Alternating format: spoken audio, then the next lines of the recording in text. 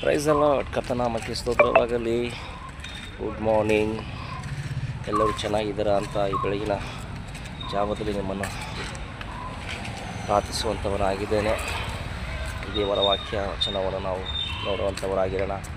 ಯೆಶಾಯನ ಬರೆದ ಪ್ರವಾದನೆ ಗ್ರಂಥದಲ್ಲಿ 55ನೇ ಅಧ್ಯಾಯದ 1ನೇ ವಾಕ್ಯ ನಾವು ನೋಡುವಾಗ,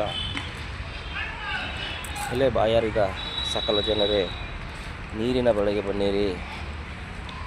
ಎಲ್ಲರೂ ಅಲ್ಲಿ ವಾಕ್ಯ ಹೇಳ್ತದೆ, ನೀರಿನ ಬಳಿಗೆ ಬನ್ನಿರಿ ಎಂಬುದಾಗಿ. ನೀರು ಒಂದತ್ತೆ ಅಂತ ಹೇಳುವಾಗ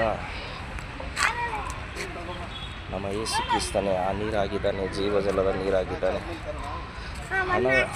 ಹಣವಿಲ್ಲದು ಬಂದು ನೀವು ಕೊಂಡುಕೊಳ್ಳಿರಿ, ದ್ರಾಕ್ಷಸವನ್ನು ಕುಡೀರಿ, ಹಾಲನ್ನು ಕುಡೀರಿ, ಹಣವಿಲ್ಲದೇ ನೀವು ತೆಗೆದುಕೊಳ್ಳುವವರಾಗಿರಿ ಎಂಬುದಾಗಿ ದೇವರ ವಾಕ್ಯ ಹೇಳುತ್ತದೆ.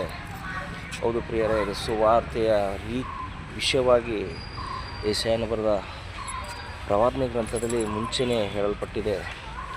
ಸಕಲ ಜನರೇ ಅಂದರೆ ಬರೀ ಯೇಸುವನ್ನು ನಂಬುವವರು ಯೆಹೋವನನ್ನು ನಂಬುವವರಿಗೆ ಮಾತ್ರ ಅಲ್ಲಿ ಕರೀತಾ ಇಲ್ಲ, ಅಲ್ಲಿ ಸಕಲ ಜನರನ್ನು ಕರೀತಾ ಇದ್ದಾರೆ.